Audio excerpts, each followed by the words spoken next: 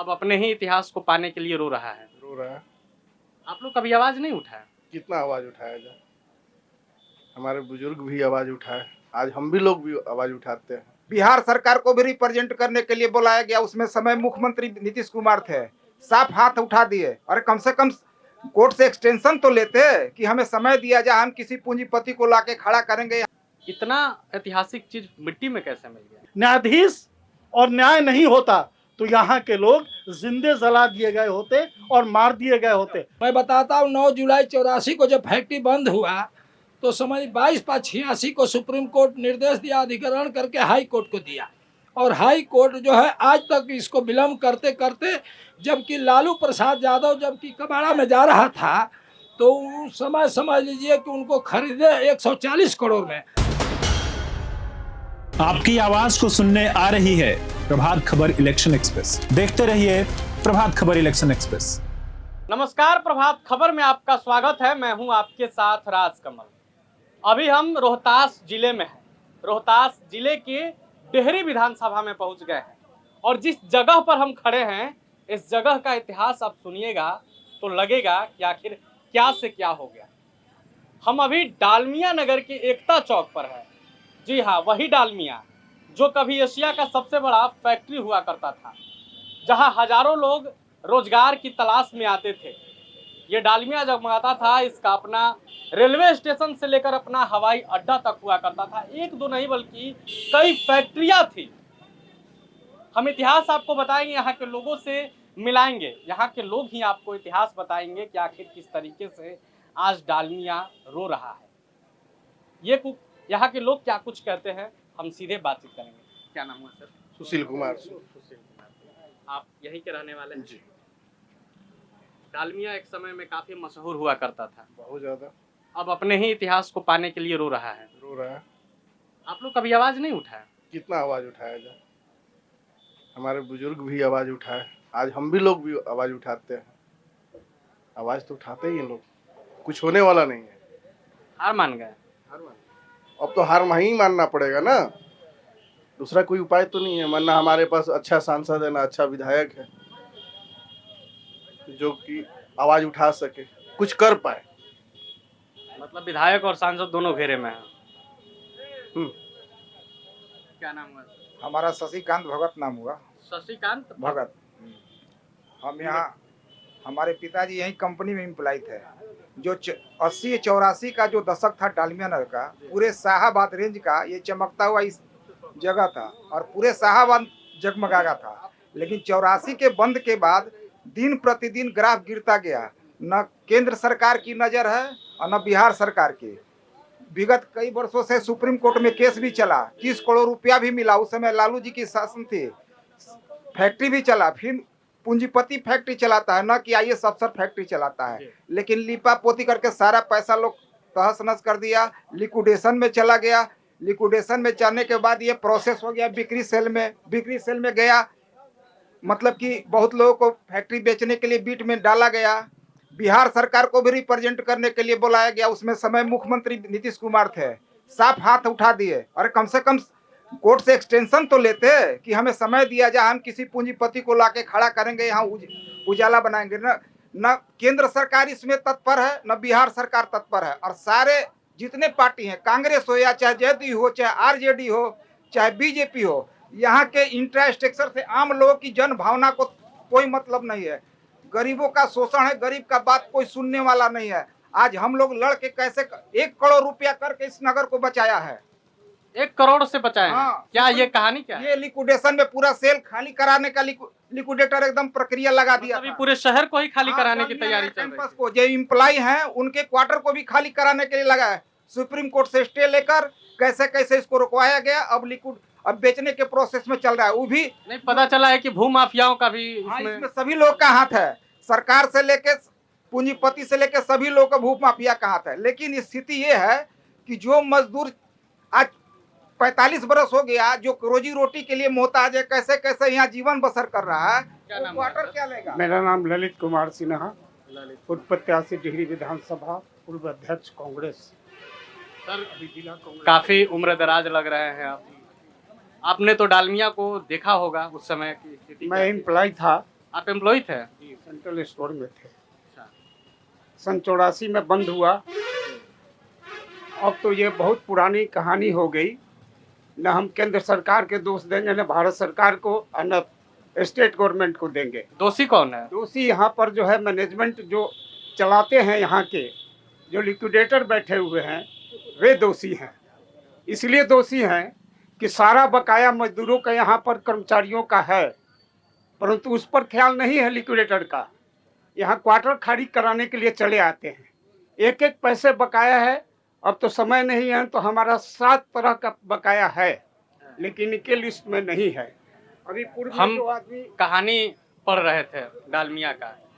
कहानी पढ़ने के बाद मन काफी गर्वान्वित हुआ कि जब हमारा देश गुलाम था तब उस समय सुभाष चंद्र बोस के हाथों सीमेंट फैक्ट्री का उद्घाटन कराया गया था।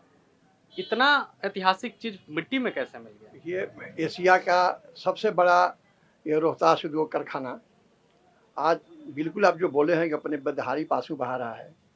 यहाँ तो 20,000 लोग इस फैक्ट्री में कार्यरत थे, और जब 1933 में कारखाने स्थापित हुआ तो उस समय देश के प्रथम राष्ट्रपति डॉक्टर राजेंद्र प्रसाद, सुभाष चंद्र बोस, इन लोगों के द्वारा यहाँ उद्घाटन किया गया था।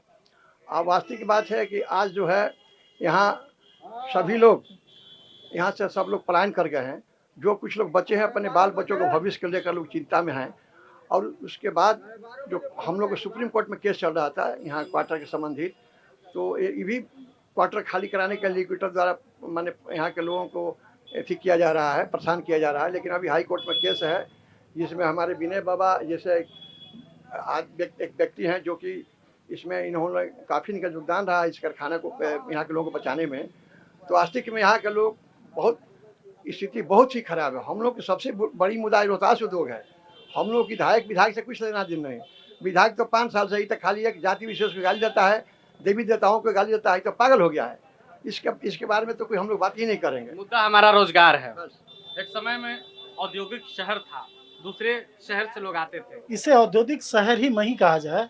एशिया महादेश का सबसे बड़ा कॉम्प्लेक्स जिसके बाई प्रोडक्ट मार्केट में नहीं मिलते थे, इतनी उसकी सेल थी उसकी। चाहे बाई प्रोडक्ट वेजिटेबल का अशोका साबुन हो, या सीमेंट का एस्बेस्टस हो, या पेपर का फाइबर हो। मैं बाई प्रोडक्ट की बातें कर रहा हूँ, जिसकी अपनी रेलवे लाइन। किसी जमाने में भारत सरकार को बिजली मुहैया रोहतास उद्योग दिया करता था। स्वर्गीय डालमिया जी, रामकृष्ण डालमिया, जिसकी माता का नाम जड़िया देवी था, जब उन्होंने स्थापना किया था शुगर मिल से, और इसका विस्तार इतना लंबा तक, जिसके times of India, times economic इतनी लंबी, और उस परंपरा को वहाँ के रहने वाले लोगों को जिस बदहाली जीवन में जी रहे हैं, ये कल्पनातीत है। मैं तो आभार व्यक्त कर रहा हूँ प्रभात खबर का। 12 जनवरी 1996 को सर्वोच्च न्यायालय ने एक आदेश दिया। उस आदेश के आलोक में स्थानीय प्रबंधक और समाजक पदाधिकारी ने कहा कि धारा 22 के अंतर्गत यहाँ के लोगों को बिजली और पानी मुहैया होनी चाहिए। लेकिन दुर्भाग्य है कि यहाँ के लोगों को सांस लेने के लिए भी माननीय कंपनी जज उच्च न्यायालय के पास जाया करता है। न्यायाधीश और न्याय नहीं होता तो यहाँ के लोग जिंदे जला दिए गए होते और मार दिए गए होते। मैं तो धन्यवाद। जिंदे जला दिए गए होते? बिल्कुल। कैसे? जो तरीका था उद्योग नीति का, जो भू माफियाओं का, जो इसके पीछे जब भी रोहतास उद्योग में कुछ अच्छा होना होता है, अन्यास कहीं ना कहीं ऐसी स्थितियां उत्पन्न होती हैं। जैसे मैं आभार व्यक्त करूंगा मोहित कुमार समापक पदाधिकारी का, कि उस व्यक्ति ने यहाँ के दुख दर्दों को समझा और एक IAS पदाधिकारी होकर घर घर घूमकर लोगों से पूछा कि क्या आप सर्किल रेट पे लेंगे। लोगों ने कहा कि हाँ सर बिल्कुल लेंगे, और 1 सप्ताह के अंदर उस पदाधिकारी की ट्रांसफर हो जाती है। ऐसा क्यों होता है? कौन था वो जो नहीं चाहता था कि रोहतास पीछे जानना? मैं तो प्रिंट मीडिया, इलेक्ट्रॉनिक्स मीडिया और मैं तो कह रहा हूँ प्रभात खबर को मैं धन्यवाद दूंगा कि 12 जनवरी 1996 से प्रभात खबर ने जो योगदान दिया है, जिसके कारण से वीरानगी में लाइट आई और राज्य सरकार को राजस्व प्राप्त हुआ, वो प्रभात खबर का देन है और किसी का नहीं। इसके सिवा भू माफिया लोग कंपनी जज के यहाँ नीलामी में पिछला जमीन का जो रेट बढ़ा, 2 डिसमिल जमीन की कीमत 40 लाख होनी चाहिए, और बगल में ही जमीन नगर परिषद में 6 लाख रुपए डिसमिल, 6.5 लाख रुपए डिसमिल। जो मजदूर यहाँ सफल रहे आज तीसरी पीढ़ी में है। जो मजदूर थे, कोई तो है इस पूरे खेल के पीछे। जरूर है, जरूर है। और इसका अनुसंधान तो आप स्वयं श्रीमान कर सकते हैं, क्योंकि आपकी क्या नाम हुआ बाबा? हमारा नाम है अवधेश राम अवधेश राम। जी। डेहरी के ही रहने वाले हैं? डालमिया नगर का रहने वाले हैं डालमिया नगर के रहने वाले हैं जी।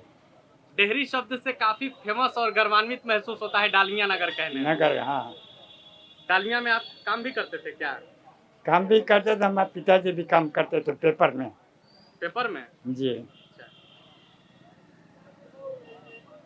डालमिया क्या था, क्या से क्या हो गया, ऐसा लक्ष्मी चल रही थी। लक्ष्मी चल रही थी। हाँ, अब ऐसा हो गया कि लक्ष्मी को सुने हैं कि यहाँ एक सुई भी गिरती थी तो दिख जाता। आराम से चावल फेंक के आप उठा लेते, सही सलामत मिलता है आपको। अब 20 वक्त चावल फेंक के देखिए कितना गंदगी मिलेगा। पहले के अंत में अब के अंत में आसमान जमीन का फर्क हो गया। उम्मीद है ये सरकार में मेरी आस्था है। नीतीश कुमार की सरकार में मैं आस्था जताता हूँ। ये सरकार अच्छी चल रही है। नीतीश कुमार चल रही है। सर, कहना हम चाहेंगे जी। जिस तरह लालू यादव आकर एक बार फैक्ट्री चालू कराएं, उसी तरह राजद को तेजस्वी यादव से कहेंगे कि आप जो कहते हैं नीतीश जी वो करते हैं जी। आप लोग दोनों एक हैं। किसी तरह भाजपा को आप लोग नहीं आने देते हैं। भाजपा को मुख्यमंत्री को कौन दोनों एक है? अरे नीतीश और लालू यादव दोनों एक है। दोनों एक कैसे? कहानी थोड़ा बढ़िया से बताइए। अरे कहानी यह है कि अगर हमसे मुख्यमंत्री का सीट हटा तो नीतीश कुमार संभाले। और नीतीश कुमार जब देखते हैं कि बागाडोर इन्हें उन्हें लगती है, जो तेजस्वी कह रहे हैं वो नीतीश कुमार कर रहे हैं।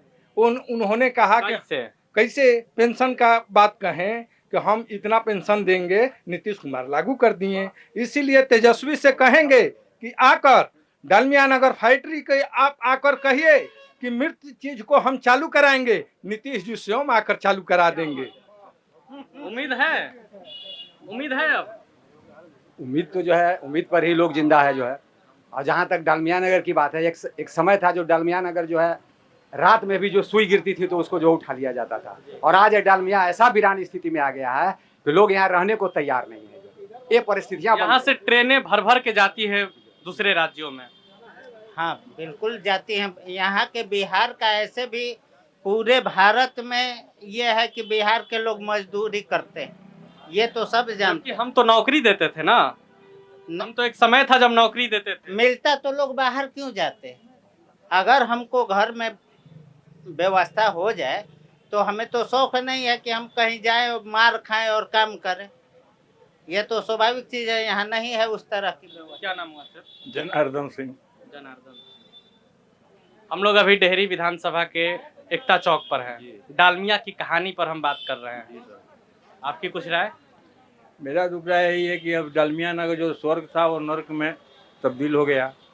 यहाँ का जो नेता लोग हैं, भूमाफिया लोग हैं, वो लोग इसको बर्बाद करने के मकसद से बर्बाद कर रहे हैं। उम्मीद है अब डालमिया। देखिए, डालमिया नगर उद्योग समूह हम लोगों ने बचपना देखा है। बचपना देखा है। हाँ, जो स्थिति थी वो तो जब ये पूर्णतः जब बंद हो गई थी 84 में, उसके बाद जब 1990 में लालू जी की सरकार बनी तो उन्होंने 40 करोड़ रुपया दिया था इस उद्योग समूह के चालू करने के लिए। लेकिन उसके बाद भी अफसरों ने घोलमेटल करके उसको बंद कर दिया। बाद के दिनों में आइएगा जब लालू जी रेल मंत्री थे और किसी ने अभी तक कोई प्रयास किया है 40 सालों 30 सालों में, तो सिर्फ माननीय लालू प्रसाद यादव जी ने प्रयास किया। वो कबाड़ा के अभाव फैक्ट्री बिकने जा रहा था। उस समय स्थानीय जो भी यहाँ के बने विधायक रहे हैं उन्होंने पहल किया था और लालू जी ने उसमें रेलवे मंत्री होते हुए इस कैंपस को, आपको जानकारी होगी, 92 करोड़ में या 98 करोड़ में उन्होंने ये रेलवे को खरीद दिया। और लालू जी ने यहाँ कपलर फैक्ट्री या क्या यहाँ प्रोजेक्ट भी जब रेल मंत्री तो लगे। सौभाग्य दुर्भाग्य में 14 में सरकार चली गई। 14 के बाद अगर पुनः ओवरवाए होते तो ये फैक्ट्री अब तक चालू हो गई होती, लेकिन आज तक हमारे प्रधानमंत्री भी कई बार इस क्षेत्र में आए हैं। उनके बारे में बता रहे हैं। पता है, प्रधानमंत्री बने 14 से, यहाँ उनका सांसद लगातार रहा। इस बार हमारे राजा राम जी आए हैं, उन्होंने लोकसभा में 2 बार उठाया। उसके पहले यहाँ उपेंद्र कुशवाहा जी हुए, महाबली जी हुए, उनका कोई इंटरेस्ट नहीं था फैक्ट्री में, ना कहीं उठाए नहीं बोले। और 14 से सरकार उनकी है, जोड़ लीजिए। और 20 साल से मुख्यमंत्री हमारे बैठे हुए हैं माननीय नीतीश कुमार जी। इस फैक्ट्री के बारे में कोई सुध नहीं है, इन लोगों से कोई उम्मीद नहीं है। अगर माननीय केंद्र में अगर सरकार बनती कभी भी महागठबंधन की, तो निश्चित ही कि ये फैक्ट्री धुआं देगी। इन लोगों ने उम्मीद क्या रखिएगा? उम्मीद लेकिन एक है, सरकार बदलती है तो। ये बता रहा हूँ मैं, सुन लीजिए मेरी बात। एक पुल टूटा हुआ 3 साल से, वहां से लेकर यहाँ तक सरकार किसकी है?